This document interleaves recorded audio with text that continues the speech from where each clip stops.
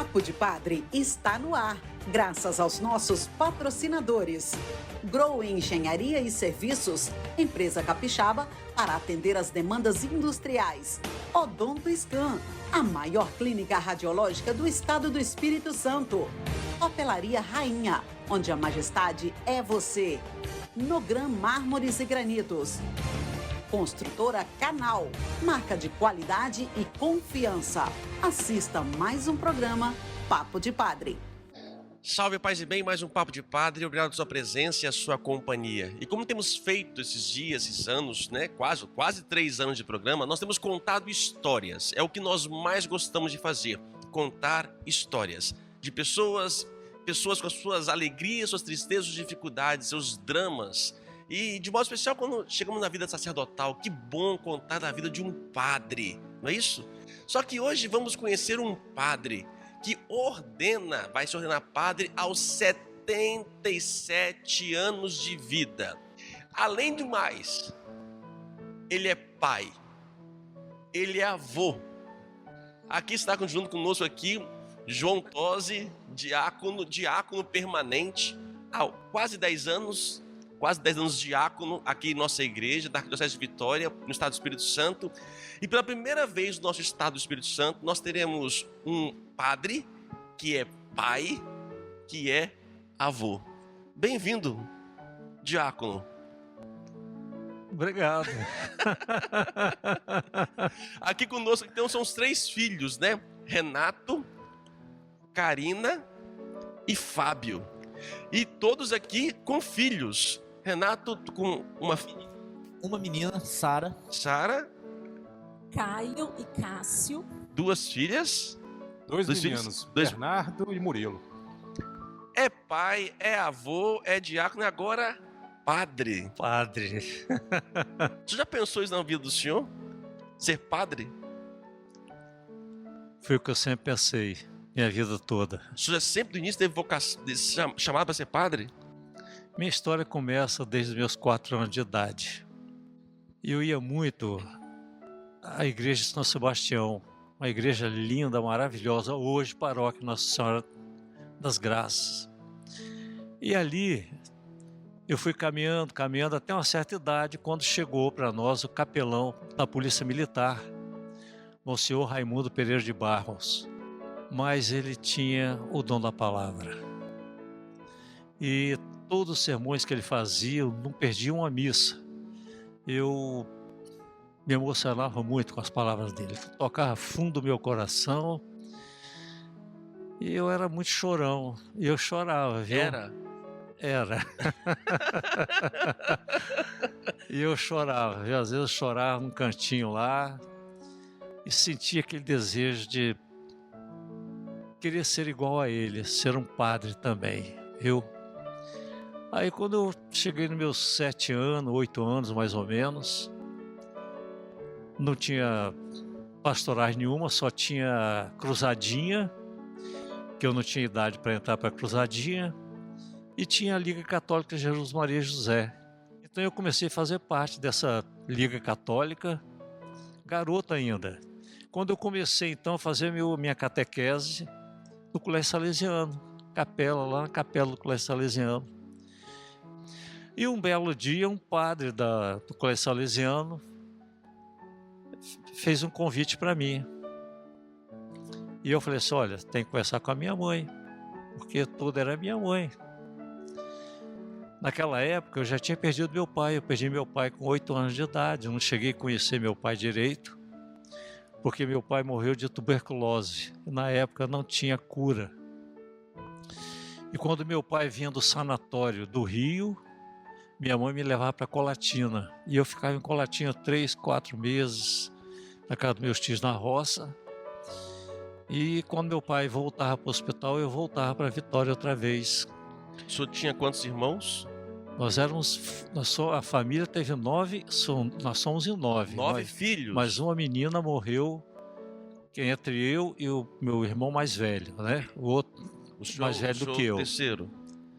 Eu sou o último. Ah, o último. Eu sou o último da linha, tá? Mas aí o tempo foi passando, aí o padre me fez o convite, ó, tem que conversar com a minha mãe. Mas você sabe como é que é, caçula, numa fileira de 9, você não tem voz e não tem vez. Você só tem que obedecer. E aí, minha mãe não aceitou, não quis, e ficou o sonho. Ficou frustrado na época? Lembra algum sentimento nesse sentido? Eu não vou dizer frustração, mas eu fiquei assim profundamente sentido no meu coração, porque eu não poder seguir os salesianos, tá? Naquela época não tinha nem ideia de que o tempo de Deus não é o nosso tempo. Até que eu conheci a Nélida.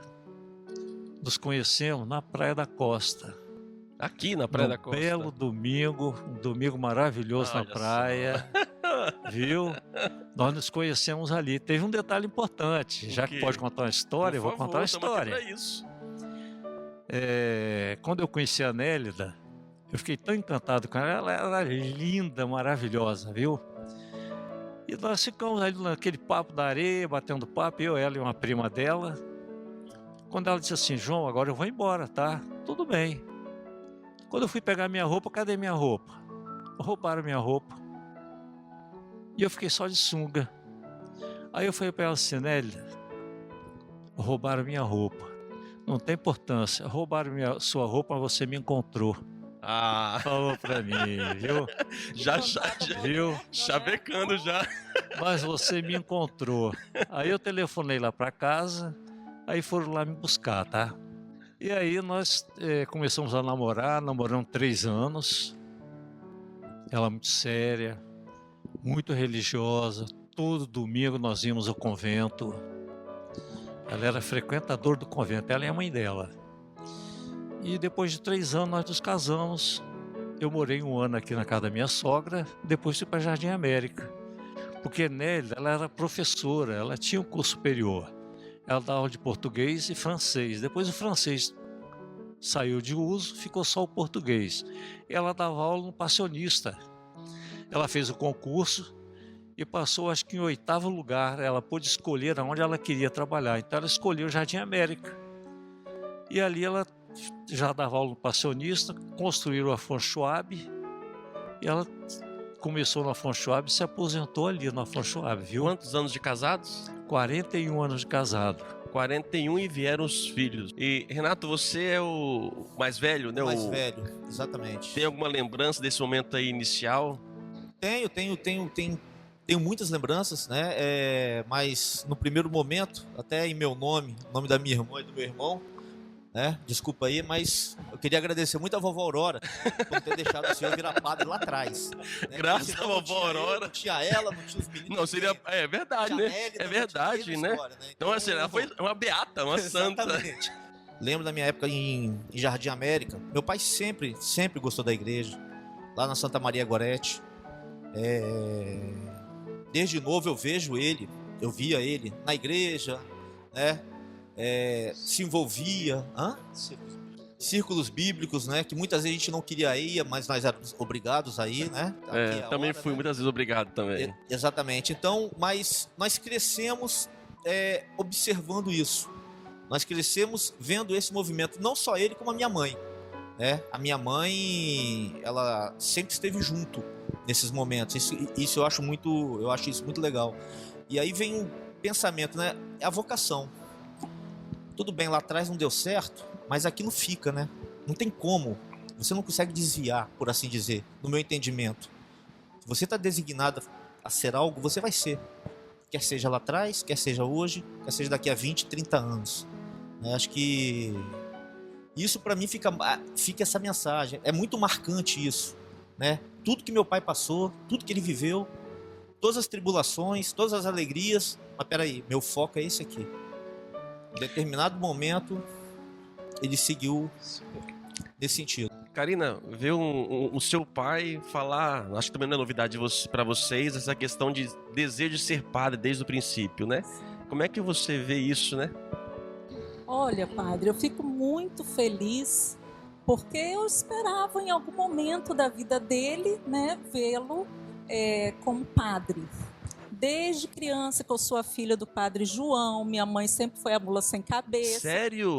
Houve Porque isso ele mesmo? Sim, a filha do Padre João. E assim, eu sempre tive muito orgulho, né? Pelo pai, que ele sempre foi, um pai carinhoso, de um rigor muitas vezes espartano, mas necessário, né? Uma conduta irretocável com os filhos, sempre presente, sempre firme nas colocações dele. Não era um pai que falava não pode, mas ele alertava. Para cada passo seu haverá uma consequência. Então pensa, é um pai que sempre se preocupou muito com o nosso futuro, com os nossos estudos, né?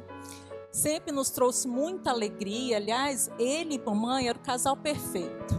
Porque minha mãe é extremamente espirituosa, muito engraçada, né? Papai, o lado mais sério, mais fechado. Então, eles se completavam muito. Então, foi assim uma infância de muitas lembranças bonitas, né? Nós aprontávamos muito lá em casa. Papai corria atrás da gente. Mas assim, sempre com muito carinho. Então as lembranças são muito boas, deixam muitas saudades. Fábio, você é o filho mais, o caçula, o novo, Caçula. né? E vê que o caçula aqui sofreu, só tinha que obedecer. Você viu aqui, né? O seu caso Exatamente. semelhante? Lá em casa, só pra ter uma ideia, a diferença de Renato pra mim são 10 anos. Entendeu? Então. Pega leve, né? É uma. É ao vivo aqui o negócio. É uma né? geração de diferença.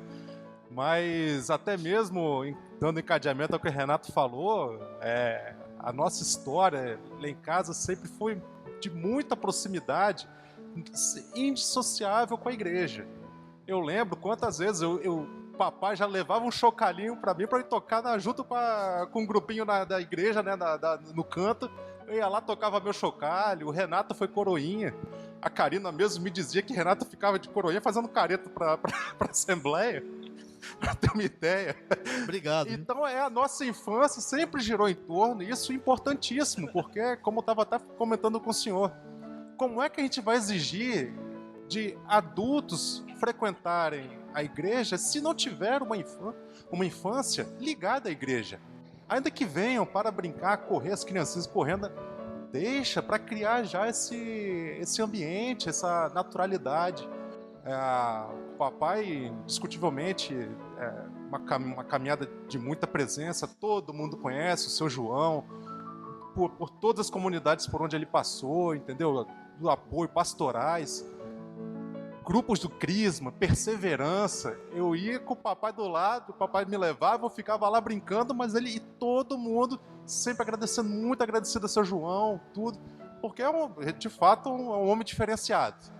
Então, nesse momento do casamento, ainda surge a oportunidade do diaconato permanente. Sim. Ela ainda, do lado do senhor, ela ainda era viva. Ela estava viva. Como é que surgiu essa vocação e essa oportunidade? Olha, quando nós viemos de Jardim América, Nélia frequentou Santo Antônio.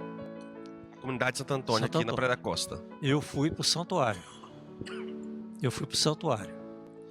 Mas depois ela insistiu comigo e o seu Jairo, que frequentava Perpétuo Socorro, encontrei com ele no calçadão, ele falou: João, vamos participar com a gente lá no Santo Antônio? Aí Nélia falou assim para mim: tá vendo, João? Vamos participar com a gente lá. Eu peguei, deixei o santuário e comecei no Santo Antônio. Até o dia em que Dom Luiz levou para a nossa... separou, né? Criou a paróquia da Perpétuo Socorro. Aí o padre Anderson, padre Renato Cristi veio para cá, e eu fazia parte do conselho aqui da paróquia, do CPP, e ele me fez o convite. Se eu gostaria de ir para a escola diaconal.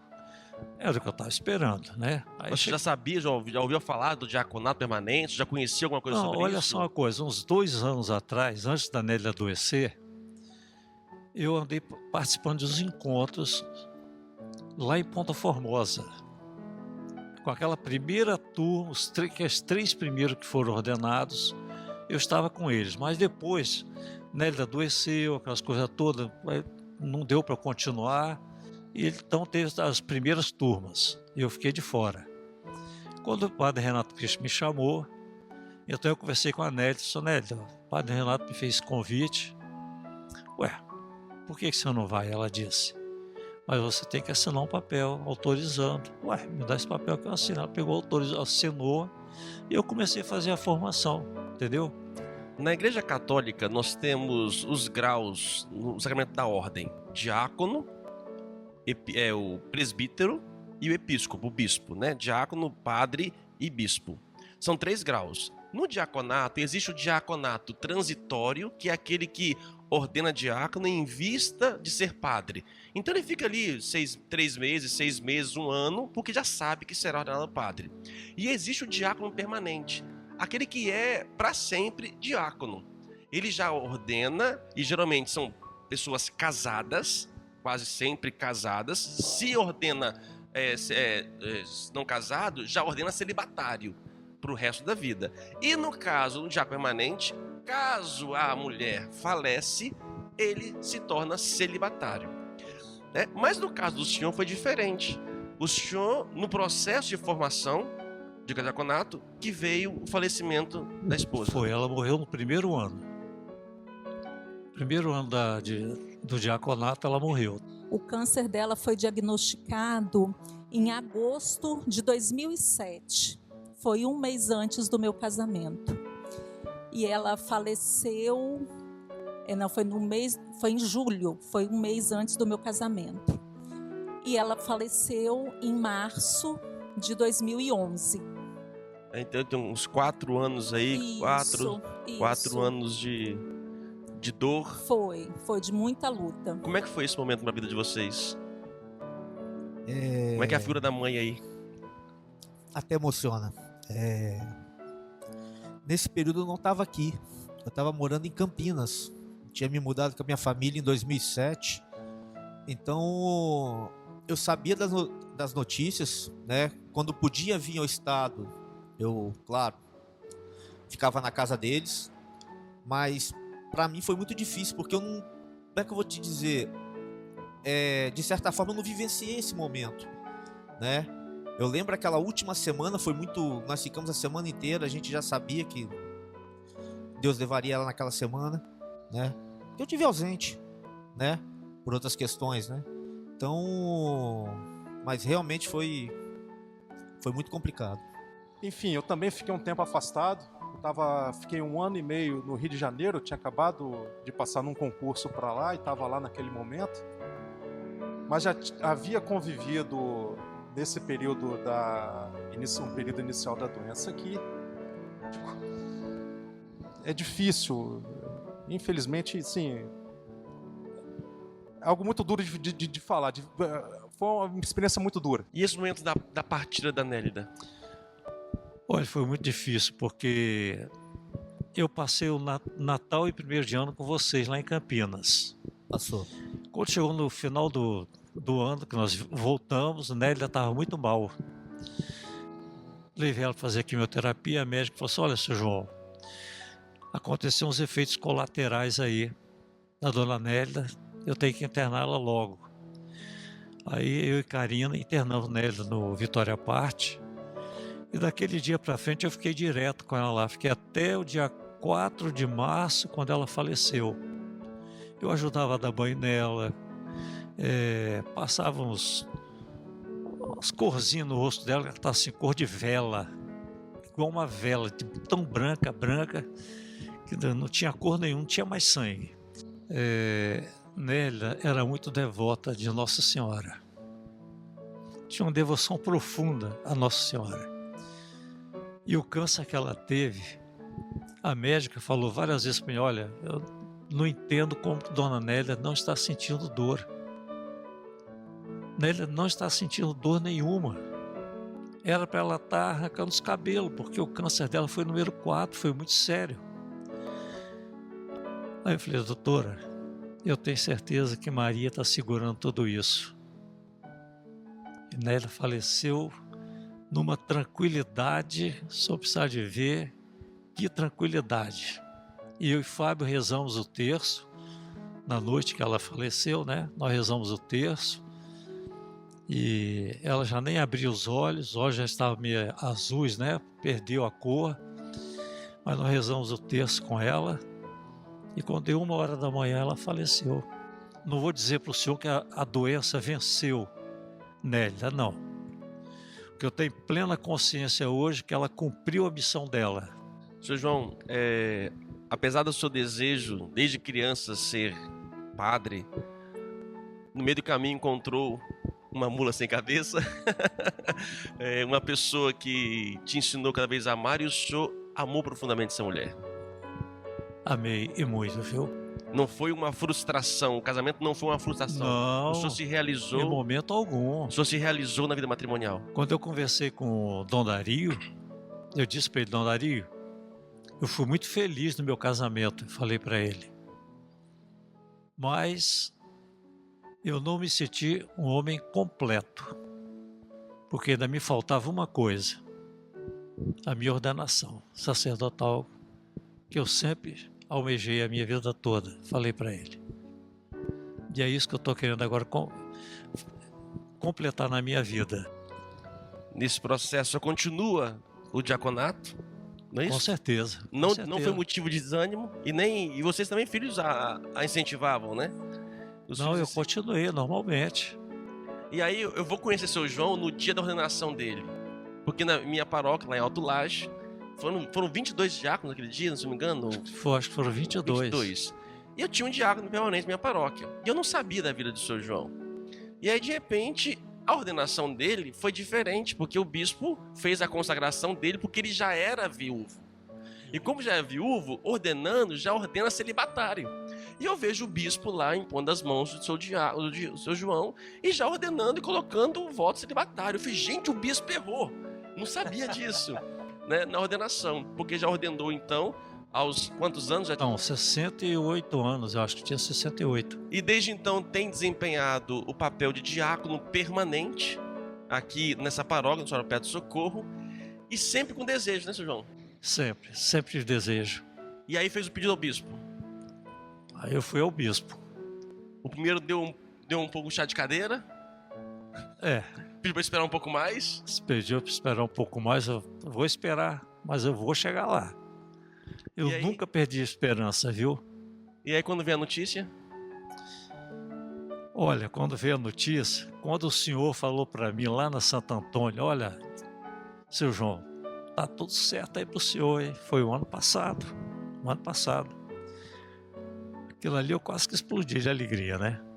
Tudo bem, aí o padre Jorge telefonou para mim, conversei, me chamou, conversei muito com ele. Aí começou o processo, né? Como é que é agora ver um pai padre? Pois é, padre, assim, eu já, né, desde criança, já é meio padre, né? Agora só complementou, muita alegria, né? Muita gratidão a Deus, porque são poucos, né? Os que podem passar por isso, os que passam por isso. Então, muita alegria. Tenho certeza que minha mãe está também em festa, onde ela, né, está do lado de Deus. Fábio, e daí, padre, oi, pode falar? Aconteceu algo que ela sempre previu a vida inteira, que eu desde criança escuto isso. Aposto que quando eu morrer, a primeira coisa que o João vai fazer é virar padre. Sério que ela falava sempre isso? Sempre falou. Os meninos são testemunhas. Não deu outra, tá vendo? Por isso que ela tá feliz. E, Padre Anderson, pra gente sempre foi muito natural essa questão, por exemplo, como é que vai ser agora com seu João padre? Na verdade, pra gente, papai sempre foi um padre. A gente, na nossa criação, isso sempre foi indissociável, entendeu? Então, eu acho que é uma preparação ao contrário. Nós sempre, né, de alguma forma, fomos preparados desde lá de trás a um dia tá justamente coroando isso daí, vivenciando essa... Por isso vai ser fácil agora confessar com ele, né? Pai, não espera não, tá? Aí não, Aí você me complica, padre. Aí você me complica. Aí eu vou ser o primeiro filho de padre excomungado da igreja, né? Melhor ficar quieto. E Padre Anderson, desde criança, a gente até perdeu medo de velório. Não, a gente não tem medo de velório, porque eu lembro a primeira notícia de velório que eu tive, eu devia ter uns 6 anos de idade, foi um parente de pai que faleceu em Colatina. Papai colecionava, você lembra? As fotinhas de velório? Nossa, eu conhecia todos tinha os lá, desse defuntos. tamanho, um bloco, Eu desse tamanho sabia de negócio de de velório. cor Toda todos hora eu os olhava aquilo. defuntos. Aí ele saiu bem de madrugada, ele estava muito nervoso, porque um primo dele, um parente, não sei, em Colatina faleceu. Então ele ia preparar o velório. Aí ele falou assim com mamãe: Nélida, pega o meu livrinho da capa preta, é um livrinho miudinho que ele tinha, que ele usava para rezar lá, né, perto do defunto lá do corpo. Aí mamãe, tadinha, ela era muito atrapalhada, muito engraçada. Aí ela correu para ajudar e pegou um livrinho e entregou para pai. No final do dia volta pai: Nélida, você não sabe o que aconteceu. Ela: que foi, João? Olha o livro que você me deu, A Moreninha. Pensa, e ele fez o velório. A Moreninha. E ele fez o velório. Como é que saiu dessa, seu João? Então estava no sangue. Quando eu abri aquele livro, a Moreninha, não tem nada a ver com o velório. Mas ela era muito engraçada. Ô, Padre Anderson, e pra se virar no velório? Já virou padre ali, né? Já virou. Prova de vida ali, né? E nesse tempo de diaconato também tem sido um grande, pelo menos aqui, ele dá muita desculpa que tá cuidando dos netos. Não é isso? É um vozão? Nossa Senhora da Penha, Jesus. Sem dúvida. E como é que vai ser agora Eu avô amo e meus padre? netos. Porque o padre às vezes tem que sair, ocupar, celebrar, tem que... Ah, ele vai dar um jeito. Eu só sei de uma coisa, Padre Anderson, os meninos vão reafirmar. Quando nós éramos criança, dia da criança era dia de comércio. Nós não ganhávamos presente no dia da criança, não. Os netos, misericórdia. O ano inteiro. Você viu que tem uma mágoa aí, né? Tá vendo? Cura. Antes de se Cura, tornar Senhor. padre, tem que resolver esse negócio. Tem que resolver, tá vendo? Dar o presente pros filhos no dia das crianças. E ó, já tem um netinho pra fila do batismo aí já, tá? Vai agora. Pra primeira comunhão Murilo. também, né? Do Cássio. Mas ele já batizou o filho de vocês, não? O Bernardo. Como diácono. Isso, o Bernardo, como diácono. Batizou diácono. O Padre Renato batizou E aí tem o Murilo. Caio. E agora a primeira comunhão daqui pra frente. A primeira comunhão do Caio, o senhor que fez, papai estava junto. Isso. E o Cássio, ano que vem, entra na E a primeira comunhão Sara também. e a Sara tá me cobrando o catecismo, tá? Santa Luzia. Então, Já tá o nome não, dela é você e ela, não sou eu Vai não, eu tô chamar. fora. É ela se entendendo com o senhor agora. Isso aí. Essa é a nossa igreja, a alegria de poder celebrar a vida, celebrar o sacramento da ordem, ou seja, os sonhos não envelhecem. Aquilo que está guardado lá dentro, um dia acontece, quando sonhado em Deus. Quando é um sonho de Deus, isso acontece. Foi uma alegria muito grande ter a esposa, os filhos, os netos, o seu João com a vida religiosa como leigo e alguns anos como diácono. E agora, para a alegria nossa e toda a igreja, Muita alegria, viu? será sacerdote. Muita alegria. Eu queria ter gravado esse papo de padre às vésperas da ordenação e poder mostrar para vocês também como foi a ordenação. Mas quem sabe a gente solta depois nas nossas redes sociais, tá bom? Esse dia que será, no caso aqui, quem for ver depois, ele vai ordenar no dia 31 de julho, às 9 horas às da manhã, 9 horas da manhã. no Santuário de No Vila Santuário. Velha. Tá dormindo, seu João? Mais ou menos. Cuidado, hein? Eu falei pra Até Karina às que 3 da manhã. Depois ele até acorda às 3 da e manhã. fica Eu rezando. acordo, não durmo mais. Muito obrigado, seu João. Obrigado a todos aqui. Vai dar você. Até a semana que vem, um papo de padre. Tchau.